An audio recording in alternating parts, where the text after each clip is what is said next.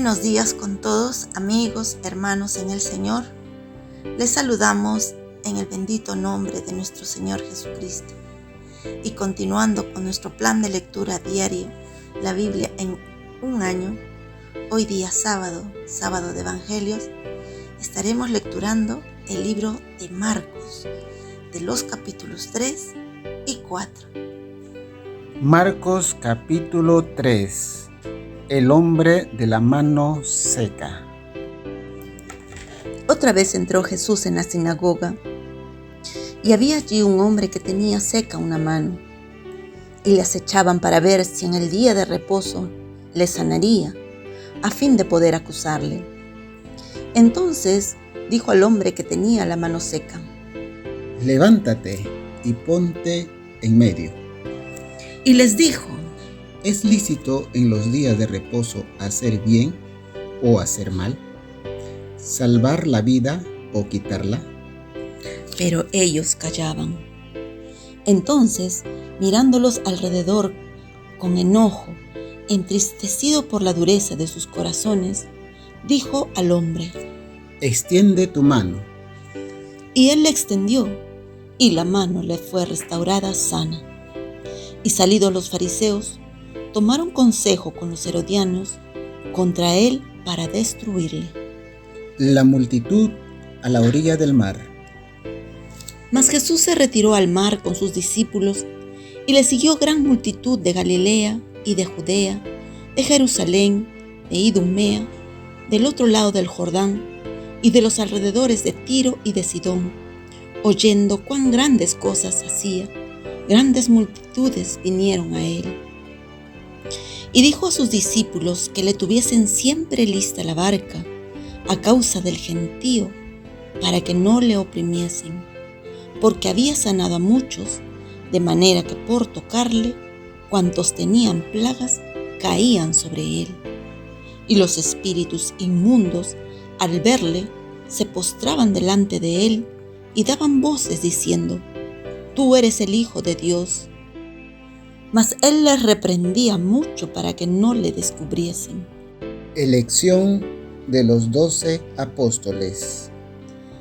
Después subió al monte y llamó así a los que él quiso.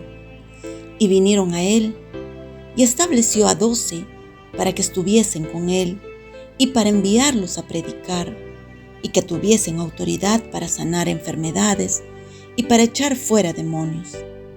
A Simón, a quien puso por sobrenombre Pedro, a Jacobo, hijo de Zebedeo, y a Juan, hermano de Jacobo, a quienes apellidó Boanerges, esto es, hijos del trueno, a Andrés, Felipe, Bartolomé, Mateo, Tomás, Jacobo, hijo de Alfeo, Tadeo, Simón el cananista, y Judas Iscariote, el que le entregó, y vinieron a casa. La blasfemia contra el Espíritu Santo. Y se agolpó de nuevo la gente, de modo que ellos ni aún podían comer pan.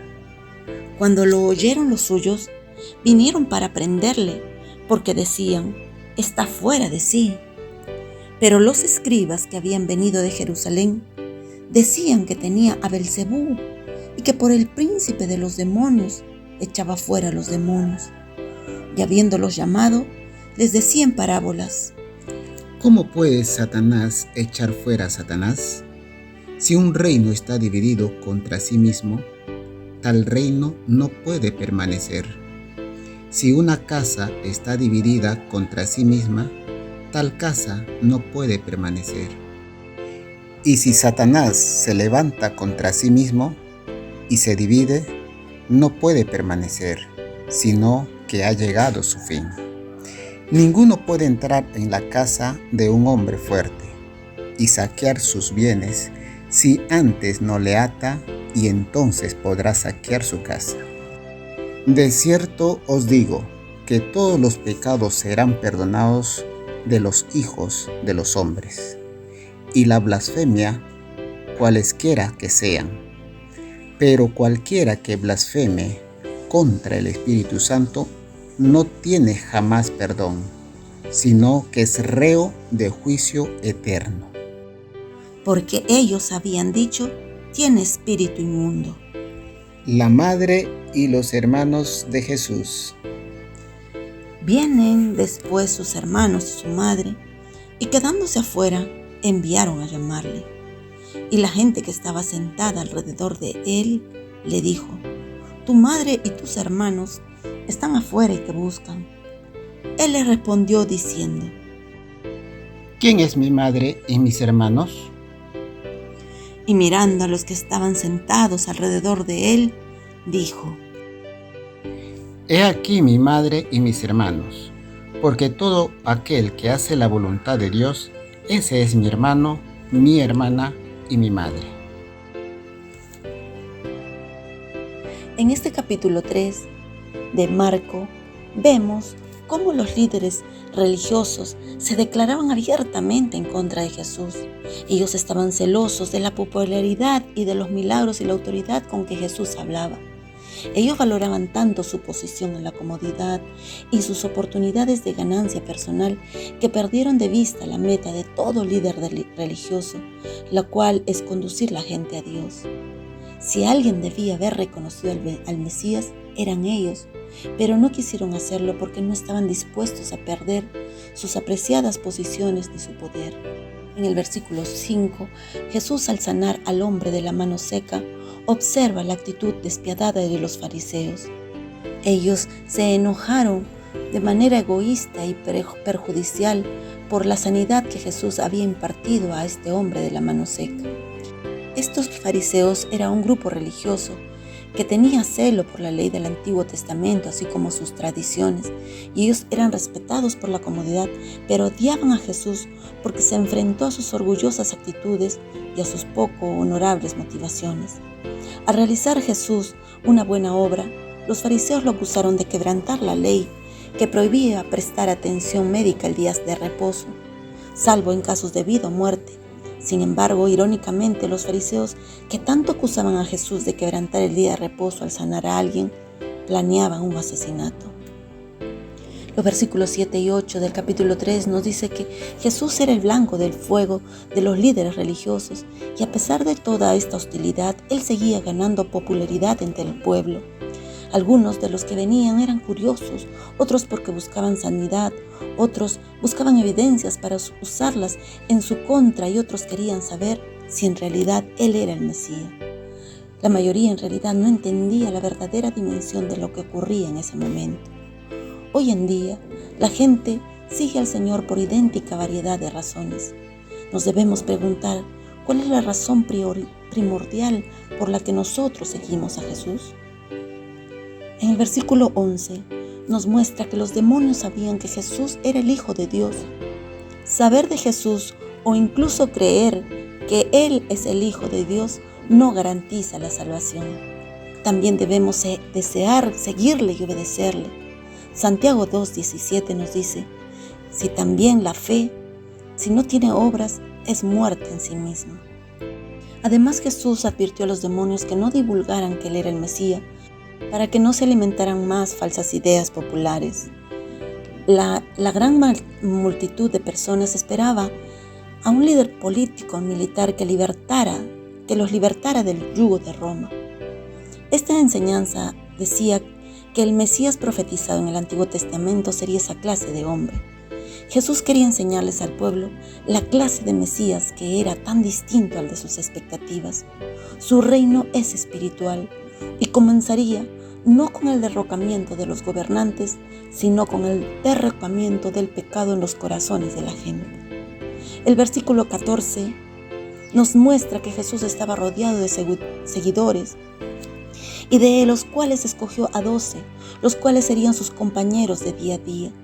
No los seleccionó en base a su fe, porque ellos eran vacilantes. Tampoco los escogió por sus talentos o sus habilidades, porque ninguno de ellos se destacaba por sus habilidades. Los discípulos representaban una amplia gama de trasfondos y experiencias de la vida, pero al parecer no tenían más potencial de liderazgo que los que no se escogieron. La única característica que todos tenían era su decisión de obedecer y seguir a Jesús. La pregunta es, ¿por qué Jesús escogió a 12 hombres? El número 12 corresponde a las 12 tribus de Israel, con lo cual se muestra la continuidad entre el antiguo sistema religioso y el nuevo, basado en el mensaje de Jesús. El versículo 21 nos muestra cómo las multitudes presionaban a Jesús, que ni siquiera tenía tiempo para comer. De ahí que sus amigos y familiares viajaron desde Nazaret para llevarlo a su casa, porque tal vez pensaban que se había convertido en un fanático religioso. Sin embargo, no tomaban en cuenta el propósito de su ministerio. Aún sus más allegados fueron lentos en comprender su verdadera identidad. De los versículos 22 al 27, vemos cómo los fariseos no podían negar los milagros de Jesús, ni su poder sobrenatural. Sin embargo, negaban que viniera de Dios, porque si lo hubieran aceptado, habrían tenido que reconocer también que Él era el Mesías. Este orgullo no les permitió dar ese paso. Por eso, en un intento por destruir su popularidad entre la gente, lo acusaron de actuar con el poder de Satanás. Jesús, en su condición de Dios, tiene poder sobre Satanás, puede echar fuera demonios y poner fin a sus terribles obras en la vida de la gente. Un día, Satanás será derrotado para siempre y nunca más volverá a actuar en el mundo. Apocalipsis 20:10. Marcos capítulo 4. Parábola del sembrador. Otra vez comenzó Jesús a enseñar junto al mar, y se reunió alrededor de él mucha gente, tanto que entrando en una barca, se sentó en ella en el mar, y toda la gente estaba en tierra junto al mar. Y les enseñaba por parábolas muchas cosas, y les decía en su doctrina: Oíd, he aquí un sembrador salió a sembrar. Y al sembrar aconteció que una parte cayó junto al camino, y vinieron las aves del cielo y la comieron.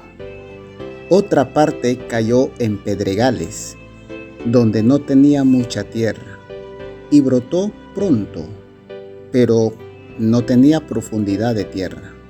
Pero salido el sol, se quemó, y porque no tenía raíz, se secó. Otra parte cayó entre espinos, y los espinos crecieron y la ahogaron, y no dio fruto. Pero otra parte cayó en buena tierra, y dio fruto, pues brotó, creció y produjo a 30, a 60 y a 100 por uno. Entonces les dijo: El que tiene oído para oír, oiga. Cuando estuvo solo, los que estaban cerca de él, con los 12, le preguntaron sobre la parábola, y les dijo: A vosotros os es dado saber el misterio del reino de Dios, mas a los que están fuera, por parábolas, todas las cosas, para que viendo, vean y no perciban, y oyendo, oigan y no entiendan, para que no se conviertan y les sea perdonado los pecados. Y les dijo: ¿No sabéis esta parábola? ¿Cómo pues entenderéis todas las parábolas? El sembrador es el que siembra la palabra, y estos son los del junto al camino, en quienes se siembra la palabra, pero después que la oye, enseguida viene Satanás y quita la palabra que ha sido sembrada en sus corazones.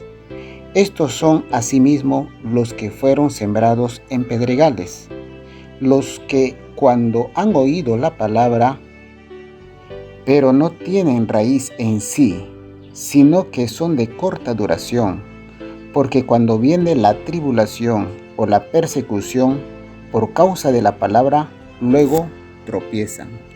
Estos son los que fueron sembrados entre espinos, los que oyen la palabra. Pero los afanes de este siglo y el engaño de las riquezas y las codicias de otras cosas entran y ahogan la palabra y se hace infructuosa. Y estos son los que fueron sembrados en buena tierra, los que oyen la palabra y reciben y dan fruto a 30, a 60 y a 100 por uno. Nada oculto que no haya de ser manifestado. También les dijo: ¿Acaso se trae la luz para ponerla debajo del almud o debajo de la cama? ¿No es para ponerla en el candelero? Porque no hay nada oculto que no haya de ser manifestado, ni escondido que no haya de salir a la luz. Si alguno tiene oído para oír, oiga. Les dijo también: Mirad lo que oís, porque con la medida con que medís os será medido, y aún se añadirá a vosotros lo que oís. Porque al que tiene se le dará, y al que no tiene, aún lo que tiene se le quitará. Parábola del crecimiento de la semilla. Decía además: Así es el reino de Dios, como cuando un hombre echa semilla en la tierra, y duerme, y se levanta de noche y de día, y la semilla brota y crece sin que él sepa cómo. Porque de suyo lleva fruto la tierra, primero hierba, luego espiga, después grano lleno de espigas. Y cuando el fruto está maduro, enseguida se mete la hoz, porque la siega ha llegado. Parábola de la semilla de mostaza. Decía también: ¿A qué haremos semejante el reino de Dios? ¿O con qué parábola lo compararemos? Es como el grano de mostaza, que cuando la siembra en la tierra es la más pequeña de todas las semillas que hay en la tierra.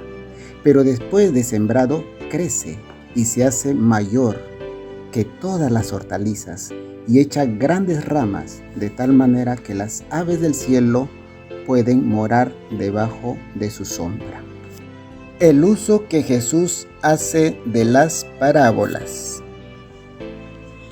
Con muchas parábolas como estas, les hablaba la palabra conforme a lo que podían oír, y sin parábolas no les hablaba, aunque a sus discípulos en particular les declaraba todo.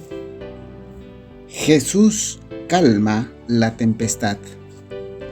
Aquel día, cuando llegó la noche, les dijo: Pasemos al otro lado. Y despidiendo a la multitud, le tomaron como estaba, en la barca, y había también con él otras barcas. Pero se levantó una gran tempestad de viento y echaba las olas en la barca de tal manera que ya se anegaba. Y él estaba en la popa, durmiendo sobre un cabezal, y le despertaron y le dijeron: Maestro, ¿no tienes cuidado que perecemos? Y levantándose, reprendió al viento y dijo al mar: Calla, enmudece. Y cesó el viento y se hizo grande bonanza. Y les dijo: ¿Por qué estáis así amedrentados? ¿Cómo? ¿No tenéis fe? Entonces temieron con gran temor y se decían el uno al otro: ¿Quién es este, que aun el viento y el mar le obedecen? En el capítulo 4 de Marcos, el versículo 2, vemos que Jesús hablaba por parábolas. Y es que a través de las historias que contaba, enseñaba a la gente. Esas historias eran parábolas. La parábola usa escenas conocidas para explicar verdades espirituales. Este método de enseñanza obliga al oyente a pensar y oculta la verdad a quienes son demasiado obstinados o tienen prejuicios para atender la enseñanza que se les da. La mayoría de las parábolas tienen un punto central, por lo cual debemos ser cuidadosos en no ir más allá de lo que Jesús quiso enseñar. Ahora bien, este capítulo inicia con la parábola del sembrador. Sin embargo, podríamos decir que esta podría ser la parábola de los tipos de suelos. Y vemos que la calidad del terreno es lo que determina la magnitud de la cosecha. En el versículo 21 dice: nada oculto que no haya de ser manifestado. Nos muestra que si una lámpara no ayuda a ver, de nada sirve. Y también que la luz de la verdad de Jesús se nos revela, no se esconde. Tal vez no estemos en capacidad de ver ni usar todas esas verdades ahora mismo, pero en la medida en que ponemos las enseñanzas de Dios en práctica, entenderemos más y veremos más también esa verdad. La verdad es clara, pero nuestra capacidad para comprenderla es imperfecta. Entonces, en la medida en que obedezcamos, iremos aguzando nuestra visión y aumentando nuestra comprensión. En los versículos 26 al 29 vemos la parábola del crecimiento de la semilla. Esta parábola acerca del reino de Dios es narrada únicamente por Marcos y revela que el crecimiento espiritual es un proceso continuo y gradual que culmina en una cosecha de madurez espiritual.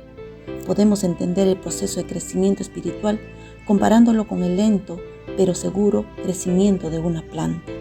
Y en los versículos del 30 al 32, donde nos narra la parábola de la semilla de mostaza, donde nos dice que crece y se hace la mayor de todas las hortalizas y echa grandes ramas. Algunos creen que esta hermosa ilustración habla de la iglesia creciendo tan grande que provee refugio a todo el mundo, pero esta planta de semilla de mostaza ha crecido tanto y en una monstruosidad que llega a albergar a las aves, quienes en las parábolas son los emisarios de Satanás, de acuerdo a la parábola del sembrador en Marcos 4:13. El crecimiento del reino no resultará en la conversión del mundo. De hecho, hay algo del crecimiento que le dará oportunidad a Satanás para que se meta y empiece a obrar. Jesús, al considerar el crecimiento de la obra de Dios, nos recuerda que el tamaño y el estatus no necesariamente son beneficiosos. El cristianismo corrupto ha sido una maldición para el mundo al tener la forma de piedad sin poder. En el versículo 35 al 41 nos habla de Jesús calma la tempestad. En esta narración Jesús les dice: pasemos al otro lado. Jesús les hizo una promesa, no les dijo: perezcamos en medio del mar de Galilea. No, Él prometió que pasarían al otro lado. Y también podemos compararlo: cuando Jonás terminó una tormenta fue debido a su desobediencia, pero en este caso los discípulos se metieron en la tormenta debido a su obediencia hacia el Señor. También dice: le tomaron como estaba en la barca. Le debemos de tomar como está, no como deseamos que Jesús esté, no como otros nos presentan a Jesús, no de la manera que les puedes ver en la vida de otros. Pero dice que se levantó una gran tempestad de viento. Y recordemos que el mar de Galilea es bien conocido por sus tormentas violentas y repentinas. Nos dice que Él estaba en la popa durmiendo sobre un cabezal. Nos muestra la verdadera humanidad de Jesús. El sueño de Jesús no solamente era el sueño por el cansancio, también era el descanso de su fe. Y levantándose reprendió el viento. Jesús no solamente cayó al viento y al mar, Él reprendió al viento y al mar. Esto, junto con el temor de los discípulos y con lo que Jesús encontraría en su destino, nos da el sentido de que Satanás tenía algo que ver en esta tormenta. Cuando dice calla, enmudece, esta misma terminología fue utilizada cuando Jesús hacía callar y reprendía a los demonios. Esta era una batalla espiritual tanto como una crisis climática. Jesús se dirigió a la feroz tormenta como si fuera una fuerza que amenazaba a sus discípulos y a Él. La fuerza del mar fue amordazada mientras Jesús la subyugaba con su palabra y autoridad soberana. También nos dice que había con Él otras barcas. Cuando Jesús calmó la tempestad del mar de Galilea, Él no se rescató a sí mismo y a sus discípulos, sino a todas las demás barcas. Versículos de 40 al 41, Jesús reprende a sus discípulos y les pregunta: ¿por qué estáis así amedrentados? ¿Cómo? ¿No tenéis fe? Jesús no dijo: ¡wow, qué tormenta! Él preguntó: ¿cómo? ¿No tenéis fe? La tormenta no pudo perturbar a Jesús, pero la incredulidad de sus discípulos sí que le turbaron. En el versículo 41 dice que después de calmada la tempestad, los discípulos temieron con gran temor. La calma total del mar los pudo haber llenado con paz, pero en lugar de eso, ellos tenían el mismo temor cuando Él calmó el mar que cuando estaban en medio de la tormenta. Cuando dice: ¿quién es este que aún el viento y el mar le obedecen? Los discípulos hicieron una buena pregunta: ¿quién es este? Solamente puede ser nuestro Señor Jehová, quien únicamente tiene este poder y autoridad. Como dice el Salmo 89, los versículos 8 y 9. Oh Jehová, Dios de los ejércitos, ¿quién como tú? Poderoso eres Jehová, y tu fidelidad te rodea. Tú tienes dominio sobre la braveza del mar. Cuando se levantan sus ondas, tú las sosiegas. Fue algo maravilloso. En pocos momentos, los discípulos vieron la completa humanidad de Jesús y la plenitud de su deidad. Ellos vieron a Jesús por quien Él realmente es, verdaderamente hombre y verdaderamente Dios. Todo esto nos muestra el cuidado permanente que Jesús tiene por su pueblo. El bote no se puede hundir porque Jesús está a bordo. Esto es palabra de Dios. Lo recibimos, Señor. Esperamos que te hayas edificado con el mensaje de hoy y que lo compartas con otros. Por favor, haz planes para unirte a nosotros para una nueva lectura diaria, la Biblia en un año. Bendiciones y hasta mañana, si Dios lo permite.